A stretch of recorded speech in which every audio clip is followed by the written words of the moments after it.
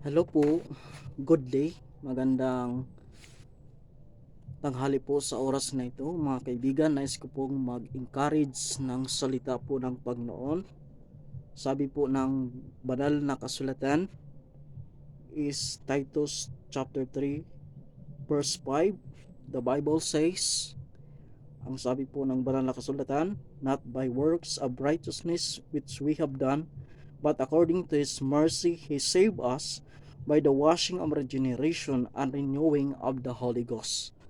So sa oras na ito kaibigan, sabi po ng banal na kasulatan, hindi dahil sa mga gawa ng katuwiran ng ating sarili, kundi ayon sa kanyang kaawaan at kanyang iniligtas tayo sa pamamagitan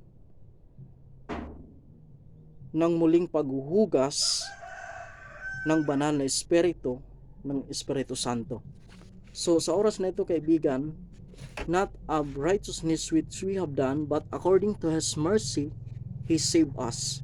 So linigtas tayo ng Panginoon dahil po sa kanyang katuwiran, hindi sa ating mga katuwiran. Kasi sabi ng banal na kasulatan is ang ating katuwiran, yung ating righteousness, in Isaiah chapter 64 verse 6, the Bible says, for we are all unclean thing, and all our righteousness are as filthy rags.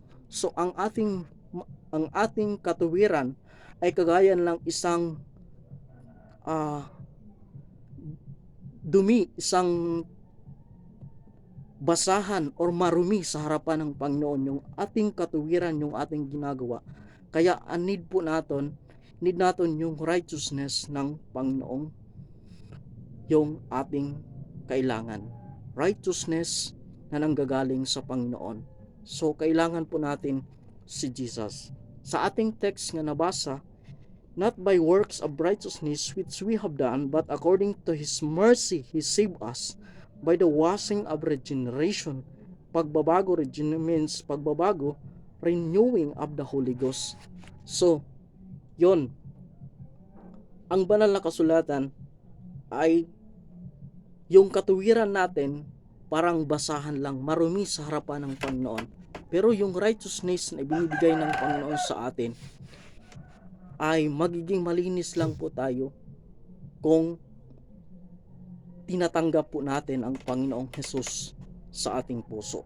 Kasi yung ating ginagawa is filthy rags in the sight of God. Lahat ng yan ay para lang basahan, madumi yung ating ginagawa. Ang ng tao ay marumi. Kaya sinabi nga po ni Jesus Christ na siya lang yung daan, siya yung katotohanan, siya yung buhay na walang hanggan, at walang makakapunta sa Kanya, sa langit, sa Ama, kundi sa pamagitan ni Jesucristo.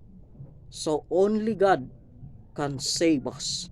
So liligtas ka ng Panginoon kung magtitiwala ka sa Kanya at mananampalataya ka at magsisisi ka sa kasalanan mo at tatanggapin mo ang Panginoong Jesus na namatay doon sa krus ng Kalbaryo. Binayaran niya ang lahat ng mga kasalanan po natin, at lahat ng mga kasalanan natin lilinisan niya. Righteousness in the sight of God. Kasi yung righteousness natin, yung ating pagbibigay, yung ating gawa na mabuti ay walang kabuluhan sa Panginoon. Filthy rags in the sight of God, sabi ng Isaiah, sabi ng banal na kasulatan. Kaya yung righteousness, kailangan natin si Jesus. Si Jesus lang yung si Jesus lang talaga yung daan, yung way para tayo maligtas sa lugar ng pagdurusa, lugar ng impyerno. Kasi sabi ng banal na kasulatan, and whosoever was not found written in the book of life was cast into the lake of fire. Ang sinumang wala sa aklat ng buhay, ang tao, pag hindi nakasulat yung buhay mo sa aklat ng buhay, ay iahagis ka sa lawa ng apoy na siyang pangalawang kamatayan. Ibig sabihin, sa impyerno po yan. Pero yung inaalok ng Panginoon, yung regalo ng Diyos, ay buhay na walang hanggan. Yung righteousness ng Panginoon, kailangan po natin Ang buhay na walang hanggan, kaloob po ng Panginoon. Kaya encourage ko sa mga nakikinig ngayon, sa mga nag ah, na kapag na nakakita ng video na ito, ay sana maintindihan mo yung katuwiran ng Panginoon ay binabago ka lang dahil sa kanyang mga kasalita. So ang salita ng Diyos ay makakapagligtas sa darating na paghatol ng Panginoon. Kasi darating ang kasina, yung kalangot ng Panginoon sa mga taong hindi sumasampalataya sa Panginoon at hindi nananampalataya at hindi tumatanggap sa Panginoon at hindi nananampalataya sa kanyang salita. Sa oras na ito, kaibigan, magandang araw po sa inyo.